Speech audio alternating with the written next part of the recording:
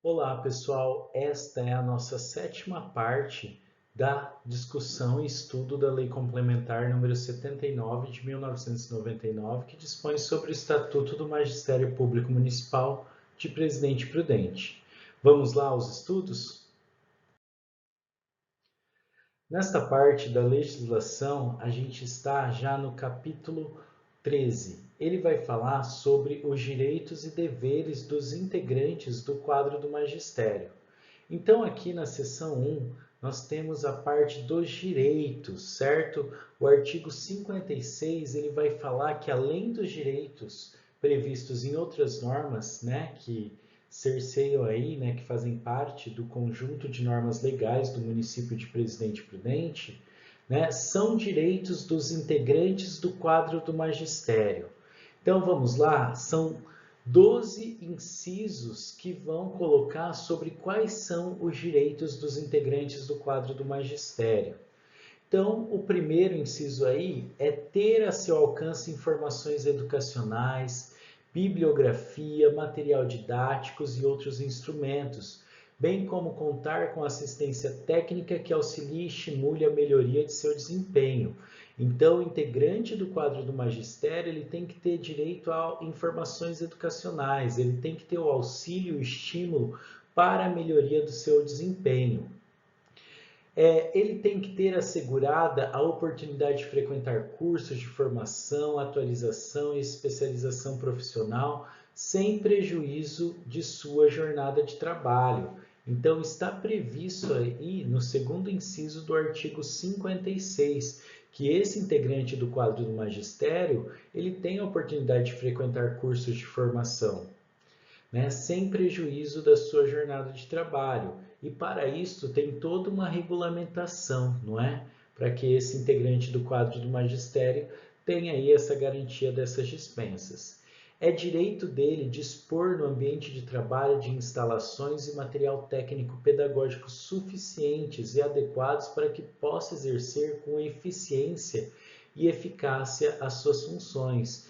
Então é necessário que ele tenha materiais técnicos pedagógicos, pois assim é que ele vai conseguir atender, né, com eficiência e também com a eficácia necessária para o seu trabalho ser desenvolvido.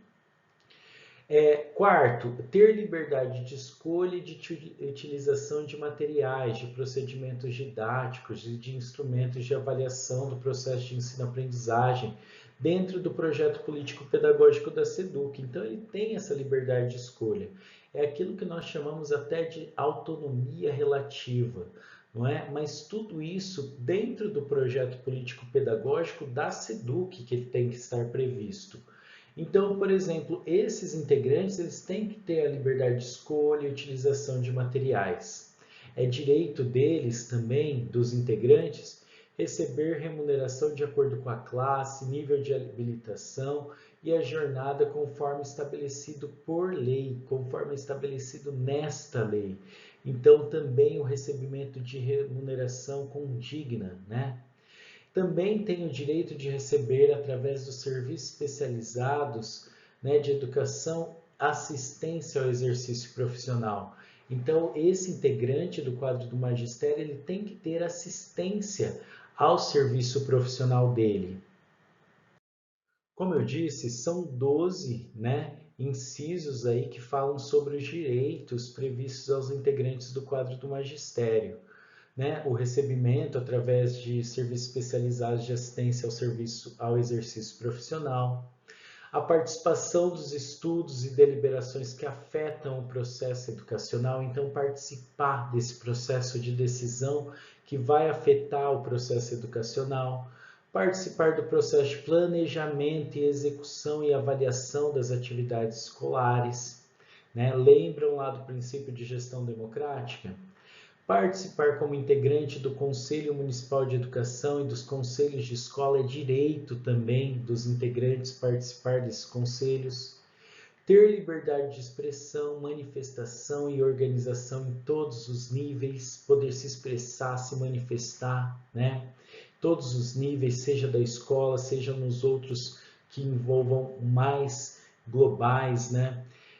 Reunir-se na unidade escolar para tratar de assuntos de interesse da categoria e da educação em geral, sem prejuízo das atividades escolares, então poder se reunir, né, dentro das unidades escolares para discutir sobre os interesses da categoria, né, e não ter prejuízo, né, não ofertar prejuízos às atividades escolares, e ter assegurado o direito de igualdade, tratamento sem preconceito de raça, cor, religião, sexo ou qualquer outro tipo de discriminação no exercício da profissão, de sua profissão. Então, assim, esses daqui são os direitos previstos, além daqueles outros, né, de outras legislações que fazem parte aí do arcabouço legal da Prefeitura Municipal de Presidente Prudente, aqueles que são parte também aos integrantes do quadro do magistério. Então, aqui nós temos 12 garantias, né, 12 incisos que prevêem os direitos aos integrantes do quadro do magistério. Agora vem o artigo 57, que aponta os deveres dos integrantes do quadro do magistério. Então, quais são esses deveres aqui? Então, os integrantes do quadro do magistério têm o dever constante de considerar a relevância social de suas atribuições, mantendo conduta moral e funcional adequada à dignidade profissional. Então, tem que manter conduta moral e funcional adequada, pensando aí naquilo que é digno para o exercício profissional, em razão da qual, além das obrigações previstas em outras normas, esses integrantes deverão, né, assim como os direitos, aqui no caso dos deveres, não se exclui aquilo que é previsto em outras normas legais, certo? Então, são deveres, né? Conhecer e respeitar as leis, considerar o projeto político-pedagógico da SEDUC, a realidade socioeconômica da clientela escolar, as diretrizes da política educacional na escolha e utilização de materiais, procedimentos didáticos, instrumentos de avaliação do processo de aprendizagem, assegurando o desenvolvimento da autonomia moral e intelectual do educando. Então, considerar o projeto político-pedagógico, a realidade socioeconômica da clientela é dever desse integrante aí do quadro do magistério.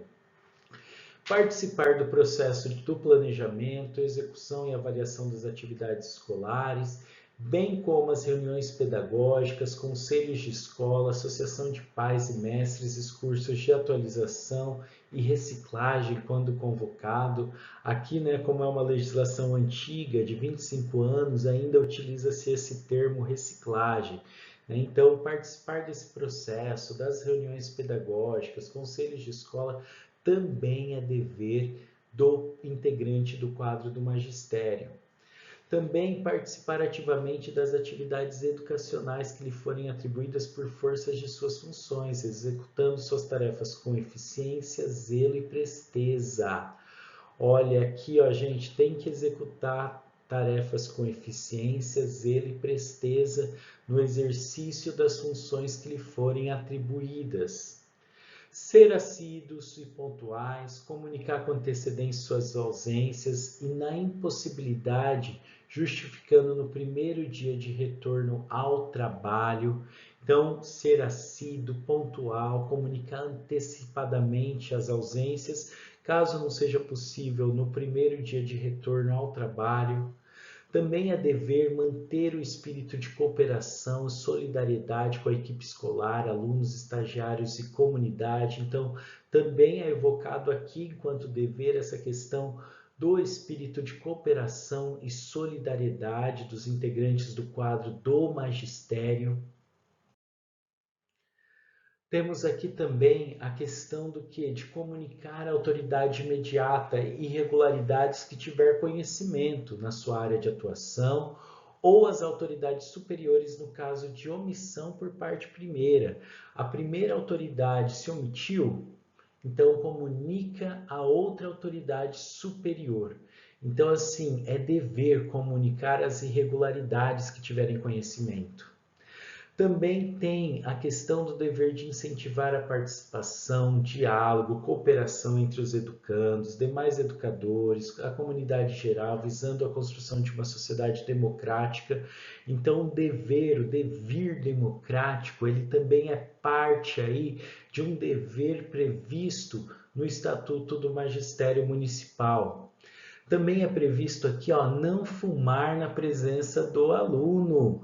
É dever também dos integrantes do quadro do magistério, não fumar na presença do aluno. Isso é previsto aqui no Estatuto do Magistério, na LC 7999, de Presidente Prudente. Também zelar pela defesa dos direitos profissionais e pela reputação da categoria profissional, né? Zelar por essa defesa, qual é a reputação que eu tenho que defender. Assegurar o desenvolvimento do ensino crítico e da consciência política do educando, não é? Pensar no ensino crítico, numa consciência política que possa emancipá-lo diante dessa sociedade desigual, não é? Que necessita da efetivação de políticas sociais. É dever também respeitar o aluno como sujeito do processo educativo e comprometer-se com a eficácia de seu aprendizado. Então, assim, pensar desse aluno como sujeito desse processo e pensar sempre que é necessário ter eficácia. Eficácia do quê? Pensar que eu vou ser assertivo nas minhas decisões para que eu possa atingir os objetivos propostos. Vou utilizar os meios para atingir os objetivos propostos. É isso que é ser eficaz, é comprometer-se com o aprendizado. Isso é parte dos integrantes do quadro do magistério. Fornecer elementos para a permanente atualização e seus assentamentos junto aos órgãos da administração. Então, fornecer ali as suas atualizações, seus dados, não é, junto aos órgãos da administração. No artigo 58, tem o que é colocado como faltas graves aos integrantes do quadro do magistério. São duas. É uma falta grave considerada ao integrante do quadro do magistério impedir que o aluno participe das atividades escolares em relação da carência de material. Então, assim, quando tem o impedimento, não é, do aluno participar de atividades escolares por não ter material, é uma falta grave. E outra falta grave é discriminar o aluno por preconceito de qualquer espécie. Então, a partir do momento em que esse integrante do quadro do magistério ele age discriminando o aluno por preconceito de qualquer espécie, é constituído aí, de acordo com o artigo 58, uma falta grave.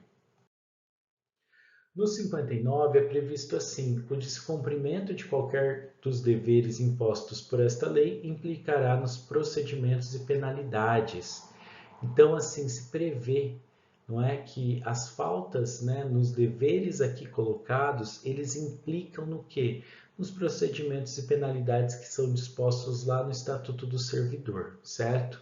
Seja por ação de fato, seja, né, a inserção, não é, implementação do processo administrativo, PA. Então, tem tudo isso que pode ser aplicado e levando a qualquer tipo de decisão, advertência, enfim, que pode aí envolver o integrante do quadro do magistério.